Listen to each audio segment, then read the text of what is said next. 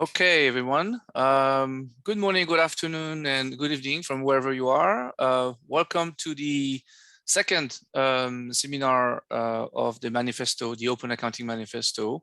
So this is part of a series of 4 seminars that are taking place about a year, or maybe 6 months after the manifesto was published and disseminated. So, we assume that by now you have read it. There's a video as well. And thank you for taking interest. So the goal of these seminars is basically to give the authors of the seminars, there's 23 authors, who we were kind of restricted by space, as you can imagine, a lot of things to say, different topics.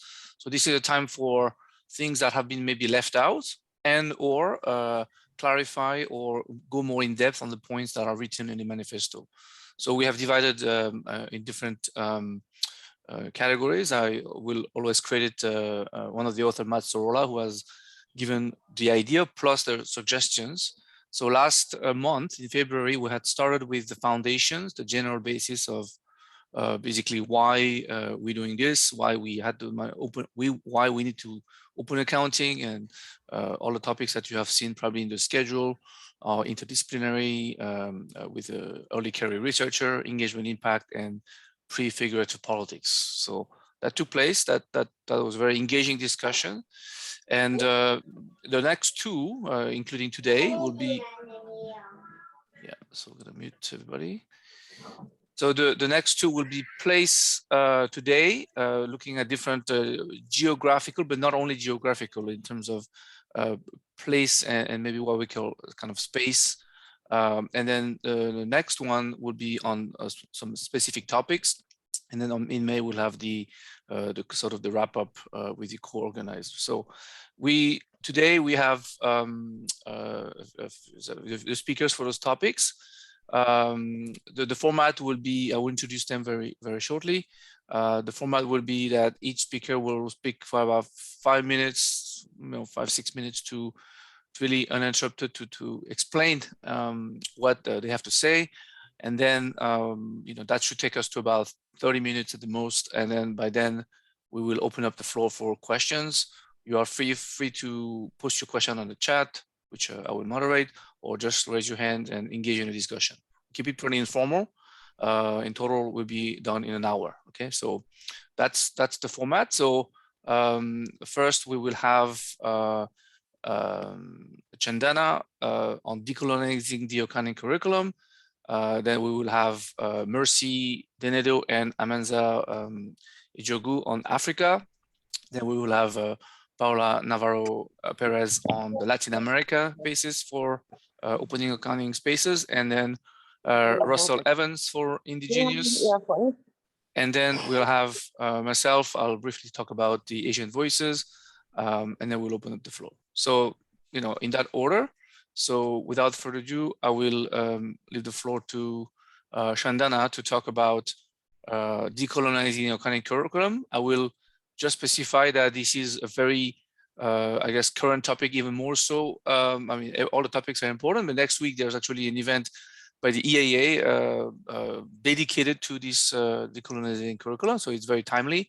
And Chandana will tell us more about it now. So Chandana, the floor is yours.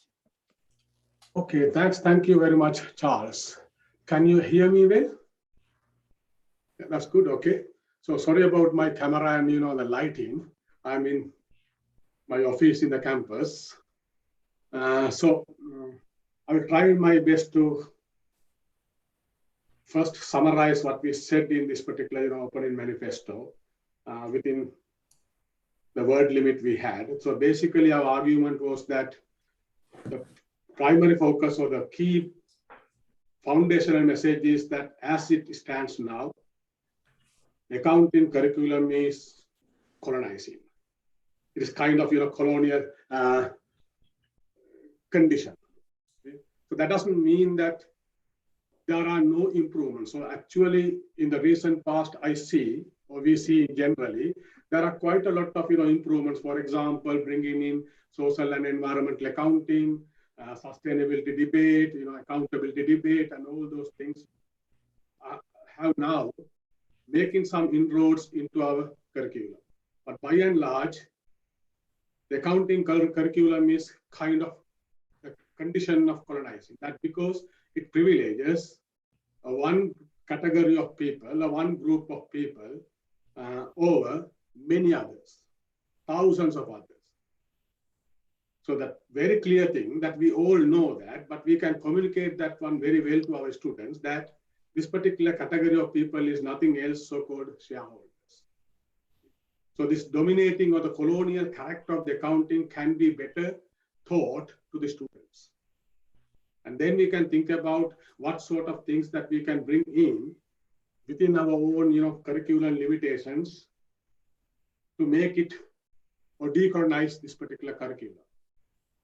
So one of the key challenges we have, perhaps the biggest challenge that we have is we have very limited space. For example, because we are running in a degree, degrees do have a number of credits to be offered. The first year in my university, we have to have only 120 credits. That basically means maximum, if possible, 6 courses, nothing more than that. Second year, again, another 120 credits. And we are, in a way, in Scotland, we have more space than you because we are running a 4-year degree. When I compare myself with the people in England, so they are running only a 3-year degree. So the challenge for me personally, or as well as my colleagues, is to fit this decolonizing idea into this space of our curriculum, which is already dominated by various professional courses and so on. But we have opportunity in Scotland, basically 4th year, our honors, senior honors year, we have a lot of opportunity to introduce new courses, like, for example, accounting for human rights, accounting for money laundering and those kind of issues, sustainability. We enjoy that. But in addition to that, introducing that sort of new courses, I feel we have a lot of opportunities to change the way we teach accounting in the 1st and 2nd year courses and 3rd year courses. For example, according to my own experiences, how do I decolonize the curriculum at the moment? Because I don't have the opportunity or the freedom to change the total structure of the program. So I'm thinking about what can I do inside my specific course. That's what I am at the moment thinking about. What kind of changes I can bring in without making a lot of big noises, but I can deal with my students. And then in that sense, one of the important things I realized, bring in a bit of history. Now, every time when I'm talking about accounting, I ask some of the fundamental question. Where is this share capital coming from? Why the shareholder became so prominent? So then I realized the word first limited liability company, or the notion of share, came into being because of the East India Trading Company. Then I asked the student to talk about it. The invention of share itself, the idea of share itself, is a colonial invention. Because it is sending a ship with 100 of people, with the army and everything, to an unknown place and find the new world. That's a very risky business. The rich people in England send that particular enterprise, do that enterprise with a lot of risk.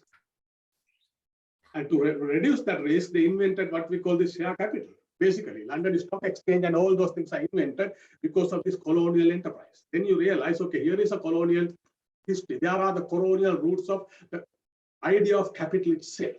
The idea of capital itself is a colonial convention. So we can bring that kind of ideas. Then also we can talk about accounting is nothing else but categorization. We categorize accounting basically into people and things and everything, events and transactions. So in other words, accounting is limiting the way we are looking at our world. Accounting demands that.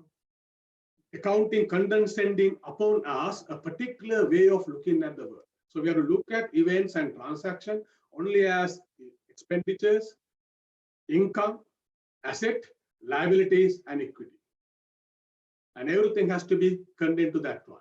So when we give meaning beyond accounting to these accounting categories, in other words, we can identify the accounting categories and then start questioning, why do we have to categorize this way?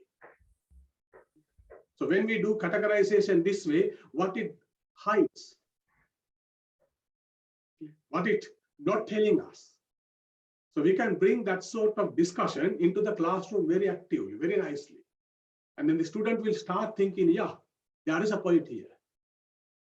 So for me, for the time being, what I feel is, generally we have a lot of spaces within the existing curriculum, within the existing accounting topics, to bring the ideas of colonialism, decolonialism, post-colonialism, and so on.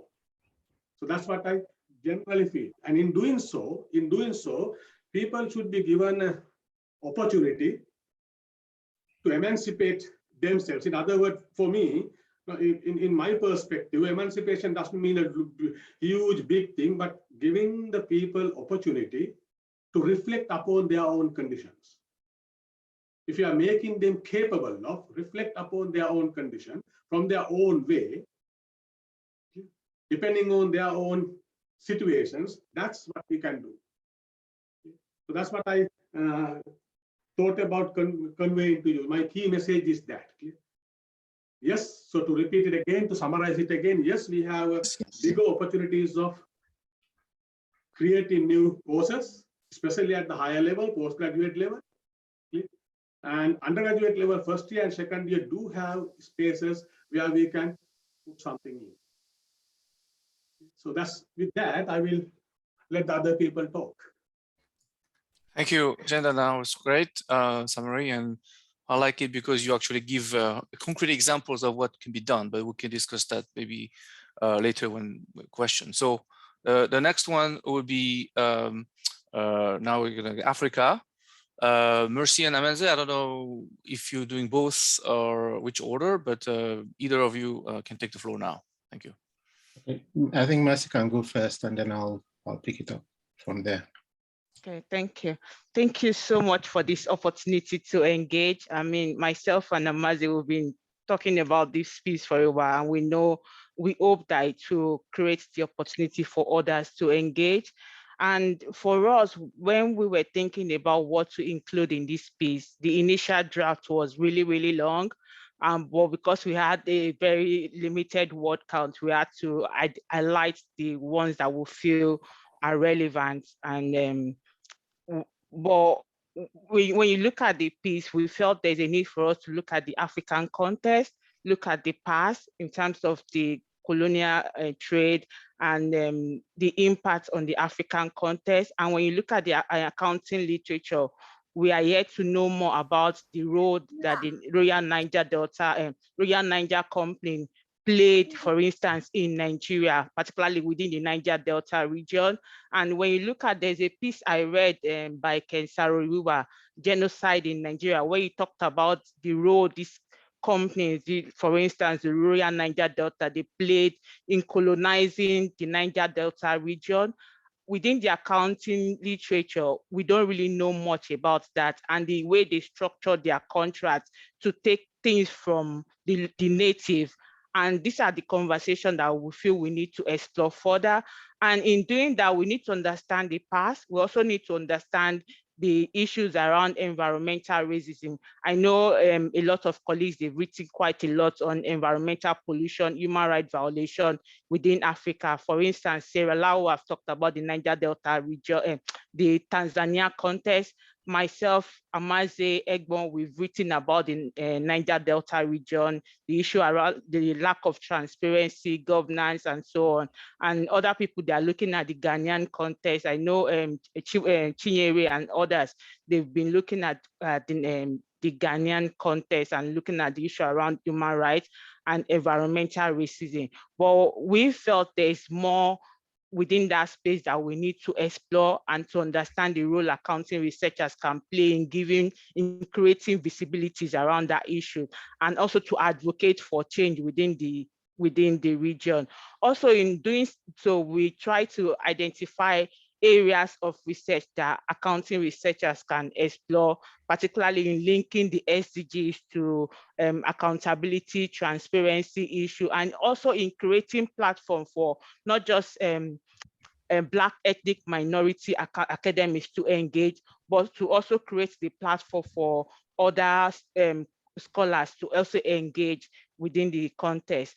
But the issues that we didn't really highlight are the issues around what we titled contextual issues, the issues around career progression for Black academics, which is when you speak to Black academic scholars, it's a key problem which they are facing. We have this differential policy around progression when it comes to Black academics. We have lack of mentoring, and we have lack of funding support. These are the issues that we wanted to discuss within the piece, but we had a very limited word count to explore them.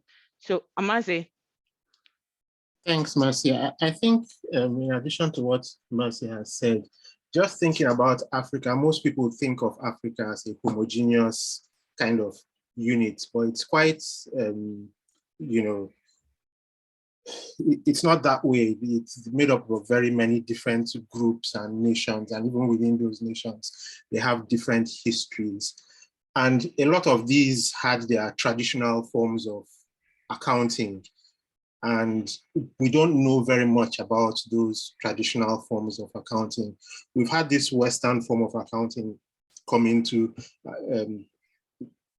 parts of Africa and articulate with the cultures, how that has happened and what changes that has brought to the accounting. But just thinking about the traditional forms, a lot of these forms still persist today. So Marcia has a paper on a traditional form in Nigeria called the Susu.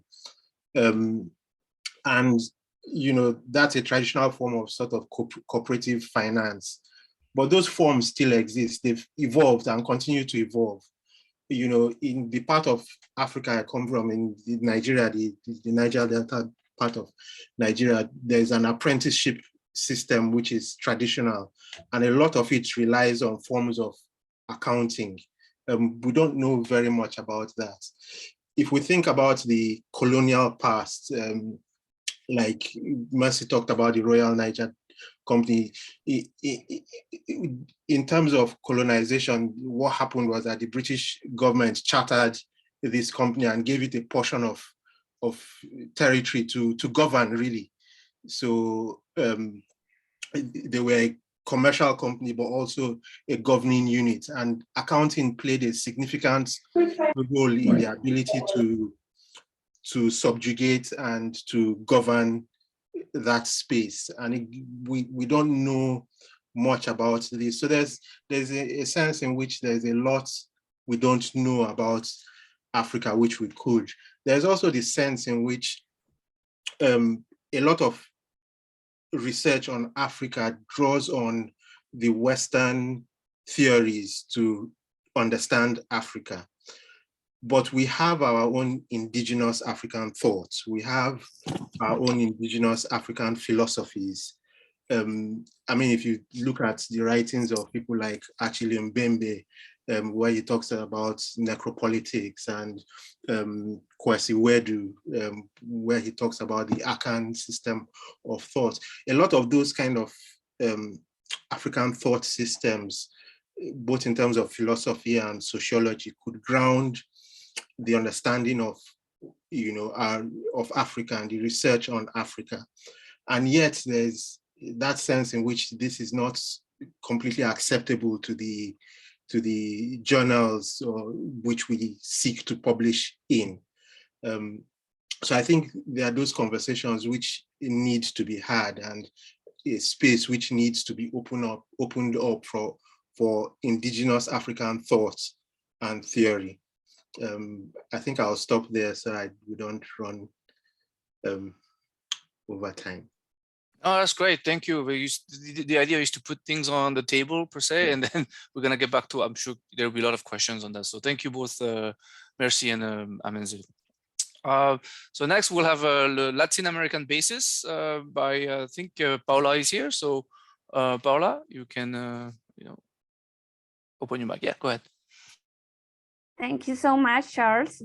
I would like to start by saying good morning or afternoon to everyone here, depending on the time zone you are right now. And also I would like to say that, as we mentioned in the manifest, Latin America is such a diverse place with so many cultures, countries, languages, realities. And for sure, it will be impossible if we try to speak on behalf of all of them. Even for me, that I live in Colombia, or for Silvia, who lives in Brazil, it is impossible to recognize, or at least to try to speak about the reality of our own countries, as they are indeed so diverse and so full of people who think and act different. For instance, if I try, at least in Colombia, to speak about everyone here, it will be so different because there are so many points of view, so many languages and cultures, and to speak on behalf of all of them will be impossible for us. And of course, this perspective that we bring into the manifest could benefit from points of view from different authors from different countries in Latin America, because we know that accounting scholars from the region also have important contributions to this discussion that needs to be showcased in these spaces, because that's what Latin America is about: diversity and different perspectives and points of view. In that sense, our culture and language and our business practices are fairly different from the culture, language, and practices of, for instance, Europe, of United States, or different countries around the globe. And even with those differences in mind, as we mentioned in the manifest, most of the literature that is used in classrooms in Latin America or in different spaces come from those countries, because we tend to believe that our companies and our universities should assimilate to the global north, that our companies and the universities should be the same, or should try to be the same, that those universities in Europe and in North America. And we even use textbooks that have little to do with our context and our language. And as we mentioned also in the manifest, we owe future generations greater academic and theoretical development in the accounting field. And those developments should answer the questions that scholars or businessmen or businesswomen tend to have in our own regions, and that solves, or at least that recognizes our problems, that recognizes our culture and particularities, and that tries to satisfy the claims of our society, a society that, as you may know, it's full with inequalities, with poverty, with migration problems, with environmental degradation, with exclusion, and so many more difficulties and problems that no textbook from the global north will be able to understand or to explain. Therefore, it is important to address some challenges that we wrote on the manifest in order to achieve these changes that we need for our region. First, we need the consolidation of a research network that values our theoretical basis and context. And also, it needs to be a multicultural, multilingual, and intergenerational space. Also, we should be able to build bridges with other communities and research networks that share the same interests and values, so that our actions do not become insular, and continually nurture a movement to strengthen diversity in research. We know that as for today, there are many authors and many scholars that are taking important and very interesting steps in order to promote the creation and dissemination of knowledge in Latin America. And we also know that given the diversity in our region, those projects have many different epistemological and methodological perspectives. But as long as they try to promote the understanding of our context and culture, I think they should be welcome and celebrated in these spaces and in general in the academia, because overcoming these challenges can only be achieved if we are able to reclaim and honor our ancestral knowledge bases, which are multiple and varied in Latin America, and also try to transform what has been historically mobilized to stigmatize us into something that strengthens us as a society, and that is the base for our resistance and our existence through the time. Wonderful. Thank you for these insights. We will have now indigenous perspective. Russell? Yeah, thank you, Charles. Thank you, everybody, for your presentation so far. It's been very enlightening. And again, hearing your own voices rather than just reading it in the manifesto has been very great. I intended to be presenting from my office today, but I got to the school yesterday and my office was locked because the batteries in the door died. And lovely bureaucracy means that there has to be a work order sent, and I'm waiting for the email that says I can go into my office again. So I've improvised and I'm presenting from home today. So that's one thing I think we'll all miss, is seeing everybody's home bases once we're back to in person and where you're presenting from. It's a unique thing. Anyway, so my portion of the manifesto was on indigenous issues in accounting. And specifically, I talked about 3 different topics within the piece. First was just building a foundation of long-term thinking, and this was based on the indigenous philosophy of 7 generations. And so this basically is just stating that when we make decisions going forward, we should think about not only the past 7 generations that are leading up into the present, but also the future generations and what impact our decisions will have on those generations going forward. The second aspect was establishing legal rights for nature, basically providing the protection for nature to avoid overexploitation from economic entities that don't have the environment's best interest at heart. And on top of that, I talked about the indigenous philosophy of the connectedness to nature that is present. And then finally, I talked about the ability to translate the inherent value of nature that indigenous populations perceive into more of a Western way to communicate that, and that's through the balance of accounts and through an economic means. And of course, it's focusing more on the non-market value of nature rather than using it as a means to continue the exploitation or to use the environment in a way that's not in the best interest of future generations. So some of the things that were left out of the piece that would have been nice to include are specific examples where the legal system has been used to act on behalf of the environment to protect the environment. One specific example was the James Bay hydroelectric project in northern Quebec, where the tools of the settler were used by the Cree Nation there to avoid a multi-billion-dollar project that would have decimated their land base. Second, looking specifically at natural capital accounting and how it's been rolled out and utilized in different regions around the world. So it doesn't mean the same thing to every country. Countries that are developing will use it in a different way as opposed to countries that are economically developed.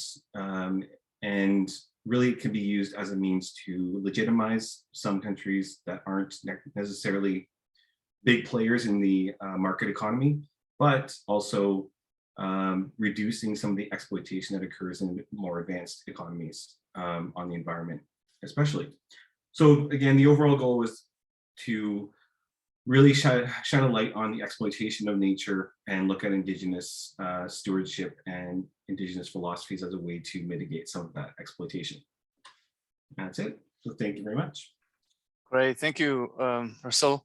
So I will speak a bit about the Asian voices. I won't be very long. I'm the only thing between that part and the Q&A. So I think there's a couple of things that, one thing that go back to that section on Asian voices.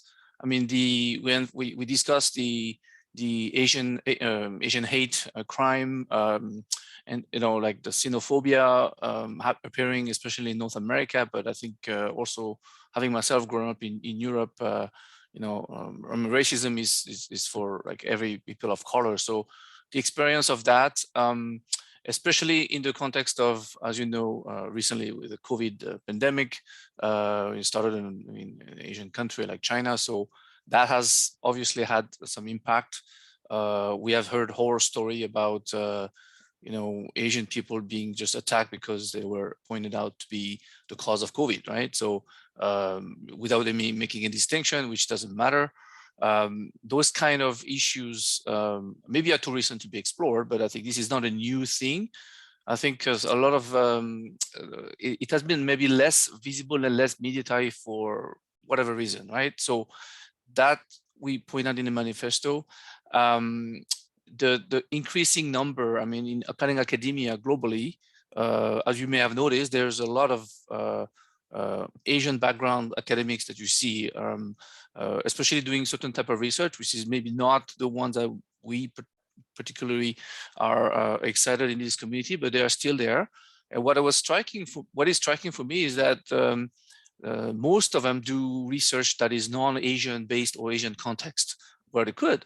And I think it goes back to the question of when we talk about Africa, the journals that accept that kind of research is still predominantly West. So you have Asian researchers who we just, have almost no choice because they need to get their career progression, tenure and promotion to publish in the journals that would accept more Western data and US data and those contexts.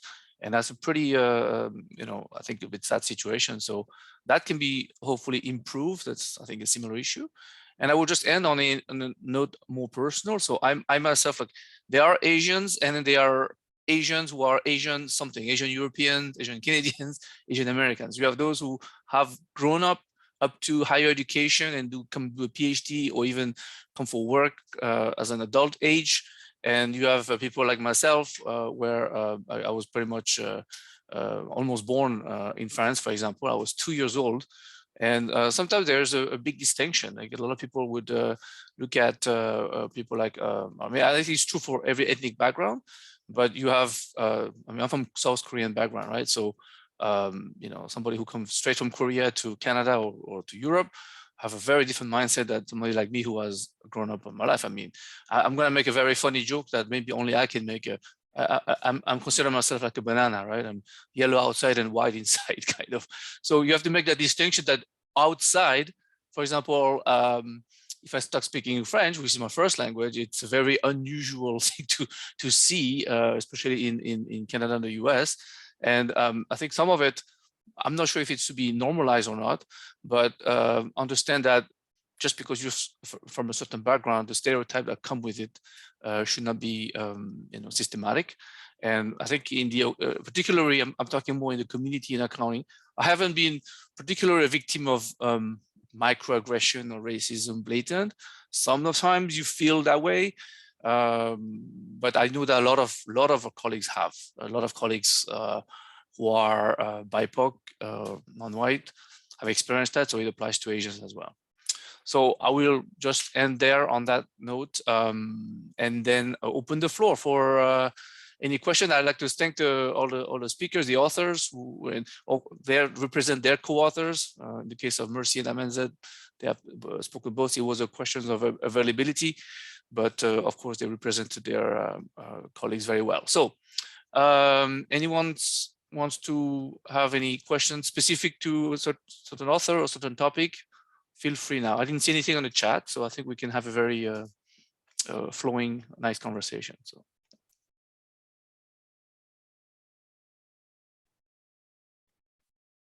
Amanze, go ahead. Yeah, I think I want to make a comment on the decolonizing bit of it. Decolonizing is interesting, especially from the African perspective. So when in the West we talk about decolonizing, it's quite different from when an African talks about decolonizing the curriculum. And so in Africa, when we talk about decolonizing the curriculum, we're actually looking at how do we put African thought at the center and move the Western thought to the periphery. And while we don't, throw away the Western thought, well, how do we make the African thought the center and look at it in relation to the Western thought. And that has implications for the way accounting will then be taught in African universities. And so the decolonizing discussion in the West is quite different from the decolonizing discussion in Africa. And to some extent, from the African perspective, the decolonizing discussion in the West the questions really are around how can the colonials decolonize? And isn't it a form of recolonizing the African space? So there are all those kind of questions which need to be asked also. So it's not as straightforward a thing as it would seem. Yeah, thank you. Yeah. Daniela.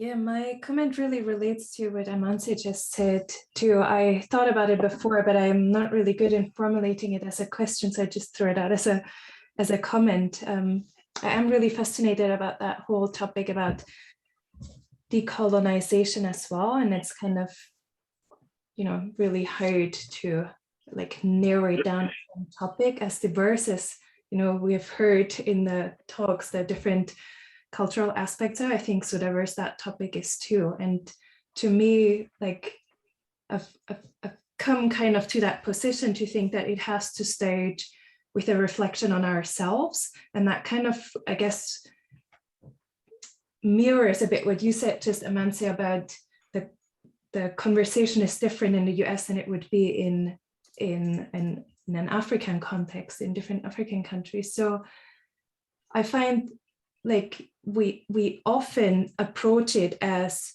you know, to do something with Africa, to do something with Asia, or to do something with something outside of ourselves. But really the starting point is where we are, I think, like to say, what does my whiteness, you know, what does my history, my context bring to the conversation? Or what, like, how do I, like, you know, yeah, how does my own history or my own reflection, my own barriers of seeing is a part of it. It's not something that I need to apply to someone else. It's like starting with myself in a way. Like I'm from Austria, and Austria doesn't have Austria has not that, you know, British colonial imperialist history, but Austria has a completely different problem of not having dealt with their responsibility in the Second World War, applying themselves or putting themselves as a victim, kind of let them get out of that whole discussion a lot that Germany had to work through much more than Austria did. So there's a lot, I think, that needs to start with the reflection of our own position before we can enter a respectful discussion, I think, with each other. Thank you, Daniela. Well, I guess Trevor will have, you know, I've put something in the chat, but he still raised his hand. So I think we are, yeah, decolonizing has always been, and I put, by the way, just before I get to Nelson, that EAA event I told you next week, which is dedicated for decolonization. So we can obviously talk about it today, and then there will be a difference, because actually some of the most speakers from the event next week are out of the manifesto. So, you know, just for information, the link is there. Nelson. Thank you very much. Well, I would like to throw two comments. The first one is to highlight the importance of interdisciplinarity, particularly when we're talking about decolonizing the research agenda. Speaking of my personal case, because I work on NGOs issues, and when I'm dealing with issues of neocolonialism and resistance, I find that literature on international development and civil society studies has, let's say, a much more advanced conversation on certain topics. So I've been particularly engaging with that area, and I think has been helpful for growing my own work towards contributing to accounting literature.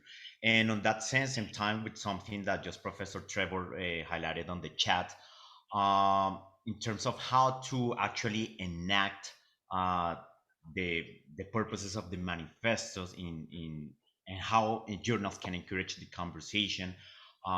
There is call for papers on Southern accounts, which is a call for epistemic disobedience on critical perspectives on accounting. So everyone is very welcome to obviously submit their work on that, because this particular issue is targeting actually theoretical perspectives that are not from the Western world, and it rather lies on theoretical perspective from the global South. Great. Yeah, thank you for mentioning that. I think there are, fortunately, we have journals and associations and communities that welcome. But I think to the point of Trevor, which we'll talk about, it's also from the Western side to come. So Trevor, you can elaborate maybe on your side. So you're on mute. You're on mute, Trevor. Okay, can you hear me? Yep. Yeah, I'd just like to pick up with Nelson's point about enactment of any manifesto. And basically, I want to raise the point that Western institutions and academics can do much more in this respect. And I've made some suggestions here. I'm not saying they're exhaustive, but firstly, what do we teach on our postgraduate programs? One of the ironies is, certainly in the UK, often the students are from Western countries, but all we do is teach Western accounting. It's disgraceful. We just don't teach this vast body of literature that relates to their own countries and experience. Secondly, journals can do much more in this sense. You can encourage, you can welcome research in this. You can create special issues. And to be fair, some journals have done this. Others are amazingly silent. I can give data, but I'm not going to do it now. A big issue in a lot of non-Western and particularly poorer countries is their very poor PhD and research training. And from the West, we can do much more to help improve these programs and form links with institutions and so on. And lastly, and I think it's a disgrace, again, in Australia and the UK and other countries, we take rich pickings from overseas student fees, but we don't offer anything back.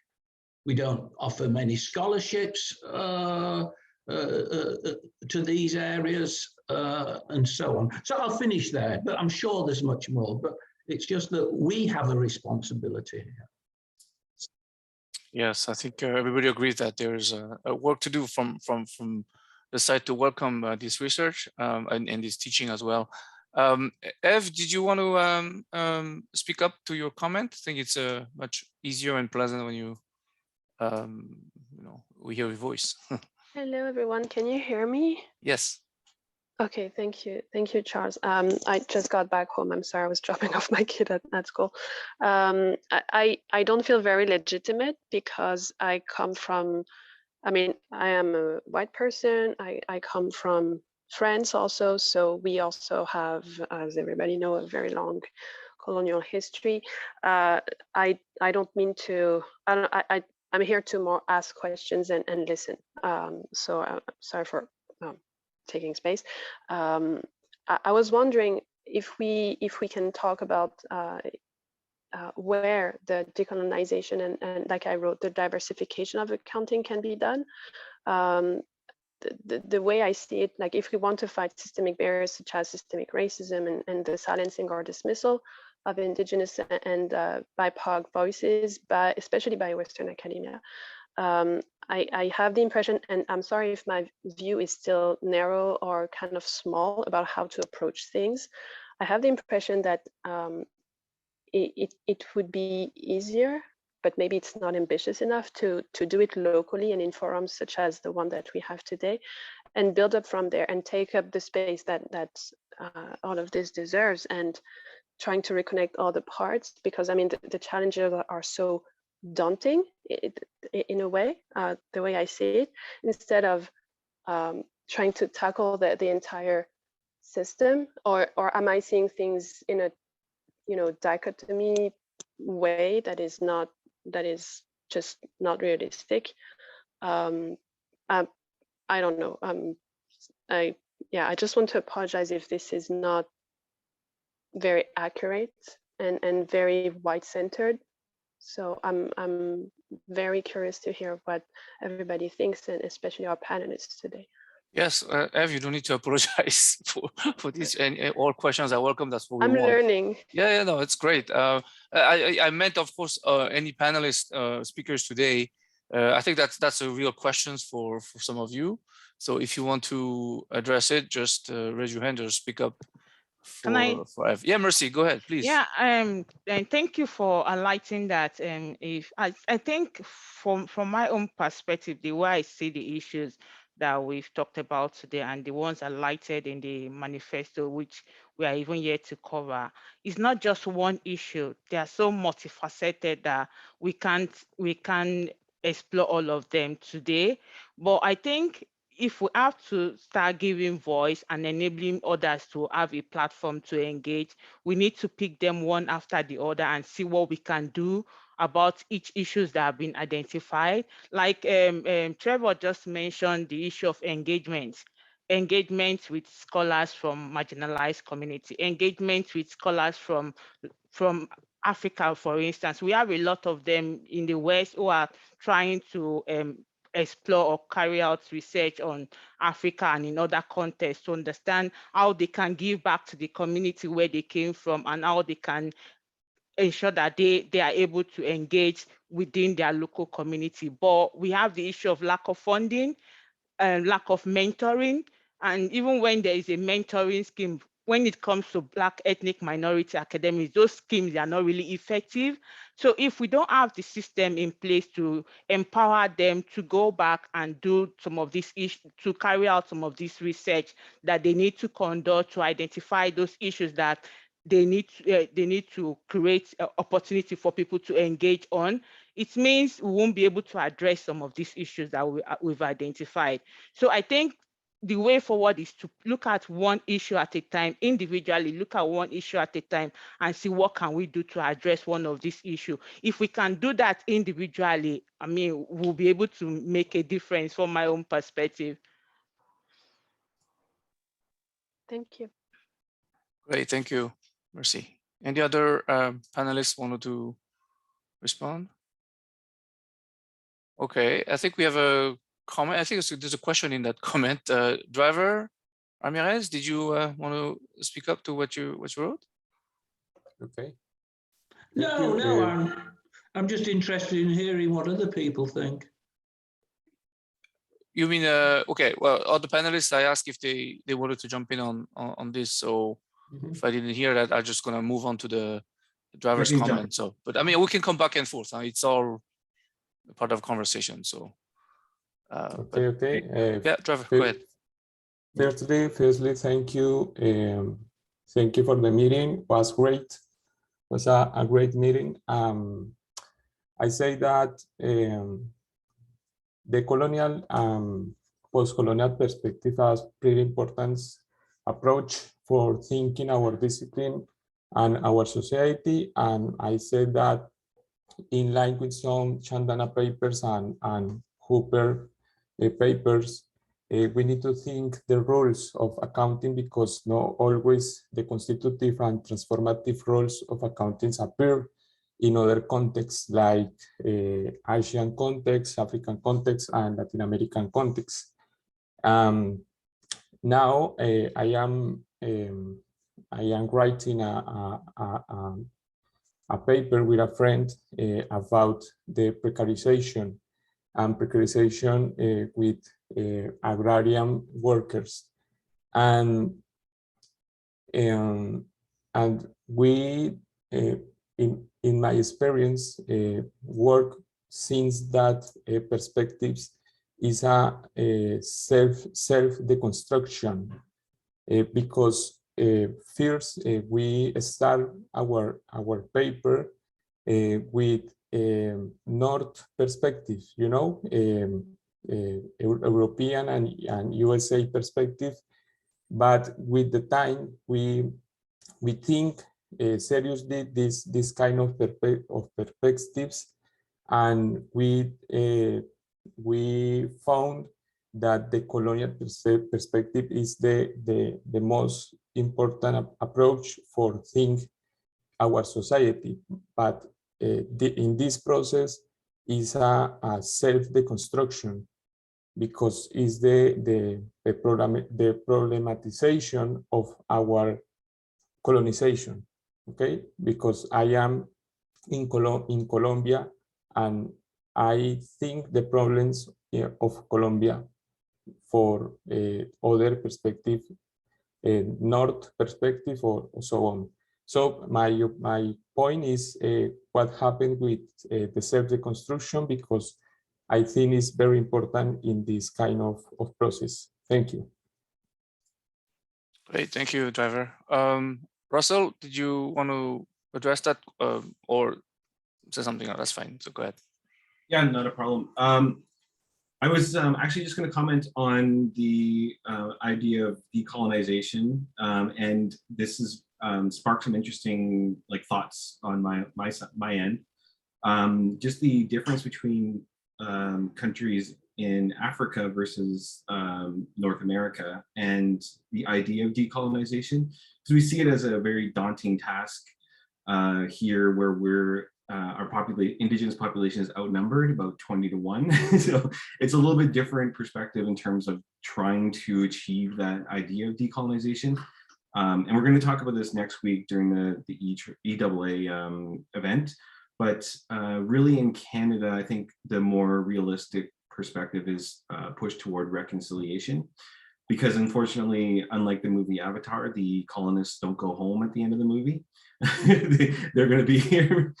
So we want to make sure that we're working with the settler population, as well as making sure our voices are heard from the Indigenous perspective. And I think being outnumbered by such a large proportion kind of limits our efforts toward decolonization, but we can definitely push to more of a reconciliation, that type of indigenization in academia and other institutions. Yeah, thank you. I'm sure that hopefully somebody can address Driver's question. But on the decolonization, I should also tell you, so those of you hopefully you can attend next week, which will be really specific on that there is still expectedly kind of, and unfortunately, pushback even against the word using. So the reaction when the EAA sent the invitation to announce the event of next week, there was apparently at least one and maybe more who wrote back and said that this is an inappropriate word. So you can see that there's a lot of, it's a daunting task, as you said, there's a lot of work, but just to get the idea that as an accounting academic, some still think that this is not the right word to use. So I'm not sure personally what else to call it, but that's something that can be probably an engaging conversation, whether here or probably next week, just to let you know that happened. So anybody can, among the panelists, as well as Menze, Driver had a question about self-construction, that or something else completely okay. So Amenze, go ahead, take the floor. Well, self-construction, I was actually thinking about Homi Bhabha's book, and it's really one of the things he talks about is that both the colonized and the colonizer hybridize, and so their identity and perception of self changes over time as they interact and as they deal with themselves. I mean, if you go to kind of the kind of more radical decolonizing literature of Frantz Fanon and people like that, you see stuff around identity and how those are constructed and reconstructed. But just going to Eve's kind of comment on how do we implement or enact this, wouldn't a bottom-up type of approach like we're using, be more successful?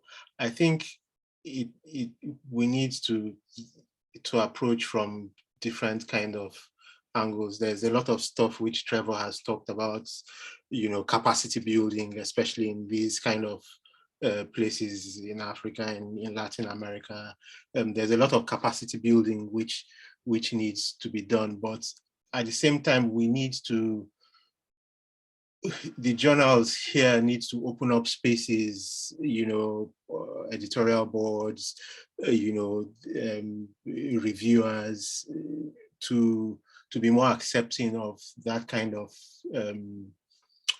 theory and papers coming from this kind of spaces. How we will do that,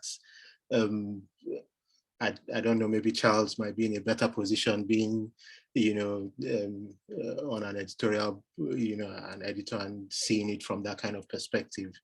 But yeah, I think, significantly something has to be done about the way the gatekeeping process is enacted now.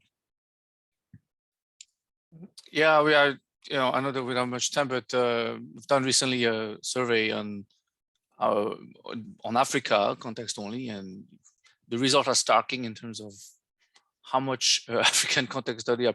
You have the usual suspect journals who are making the right efforts, but to go beyond and to go to the sort of the called mainstream or more generalist journal, it's a very daunting task. So, Daniela?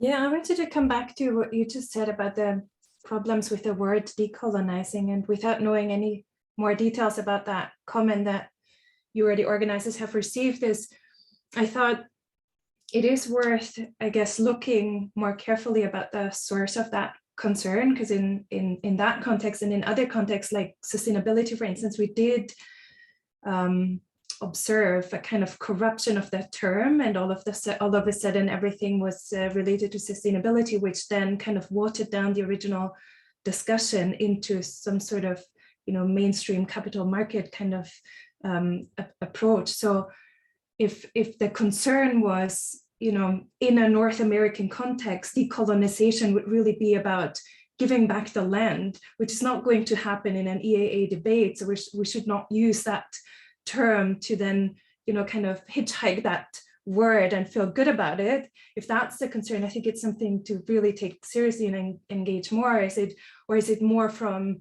we shouldn't have this discussion kind of resistance of, so I think there could be lots of different motivations from which that discussion about the term itself can be really fruitful or meaningful. Yeah, I didn't get that comment directly. It was from the organizer for the EAA committee. So there was we invited this person to come and engage and talk for sure. So I don't know if it was a challenge of having the event itself, the content, or the terminology. I don't know more than you, except that we got that comment, and I just warned the speakers that this may come up in the event. So, okay, so we're gonna have one more, and Chandana, maybe you can have that, and then I think the time is coming up. So, Chandana, please. Yes, thanks. Thank you very much. So there's a question asked from me by Stuart. So I'm trying to talk about a little bit on that. Yes, we can have a lot of, especially when we are thinking about decolonization of accounting curriculum, we can bring in the colonial roots of the whole capitalism and the accounting curriculum and the cooperation, the idea of cooperation and everything. So that is very important. But on the other hand, one thing that I have to emphasize is decolonization. What do we mean by decolonization? Where are we going towards? Is it going towards the past of Sri Lanka or Africa or something? I don't think so. Okay. So is it, are we envisaging our nostalgic past before colonial period getting to forward? I don't think so. It is something that we don't know. It is something that we have to imagine. That is something that we have to, that's a new social order. That's a new global order. Okay. So there is a tendency when I talk to the people, they tend to think about, our good old past. There is a glorious past. No, we never had it. For example, if I think about Sri Lanka, we never had a glorious past. Our villages are very corrupted, even before the white men came. There were the chieftains. You know, all the women in the village belonged to one big guy. Okay, and we had a caste systems. We had all those slavery in some places. So therefore, it is not something that we have to think about. That's the challenge we have whenever we are talking about decolonization. Okay, we have a huge challenge. So we talk about the past, yes, okay, and then what? Where are we? What is the order? What is this envisaged order? That I don't know, but actually that is one thing that we have to clearly engage in. So possibly we might be able to talk about this through sustainability agenda, or I don't know, but that's something really puzzles me. What is actually? Is it simply where are we going? That's something that we have to take quite seriously, I guess. Thank you. Okay, can we go on time? I'm just going to give you a couple. I'm going to share another link to food for thoughts. Some also from the EAA, there was you can see for yourself that in terms of pushback, the manifesto itself, not particularly this topic of decolonization, has driven people to write blogs and kind of criticizing why we even do the manifesto. You can see that there will be comments from Giovanna, the chair of the Virtual Activity Committee, and myself to respond to that. So you can see that it does make people think and react. And you can feel free to comment on the blog if you want. The authors know about it, but since we have a much bigger group, I'm sharing that. The next event, the next seminar will be on April 5th. This one will be on specific topics such as feminism, accounting for the defense industry, queer accounting, people with disabilities, and liberal perspectives. And so you probably got the information. You can register for that. It'll be April 5th at 1 hour later than it is today. So 2:30 p.m. UK time, 9:30 a.m. EST. So that will be that. And then on May 3rd, it'll be the wrap up with the co-organizer we have here. By the way, yeah, Stuart, who asked a question earlier, Stuart Smith and Andy Romai, I think who was here, who is here, will do a wrap up on that on May 3rd. So stay in touch. You'll probably get some emails. This event has been recorded. You'll find a video. We'll share it here and on social media as well. So with that, well, thank you for all the insights that you contributed to today. I think it's been a fruitful discussion. Maybe some of you will attend the decolonization event of the EAA next week if you can. If not, we hope to see you next month or more on the manifesto itself. And once again, thank you for the authors. Thank you for attending and your insightful comments. Thank you. Have a good day ahead or evening. So bye-bye. Thank you. Thank you.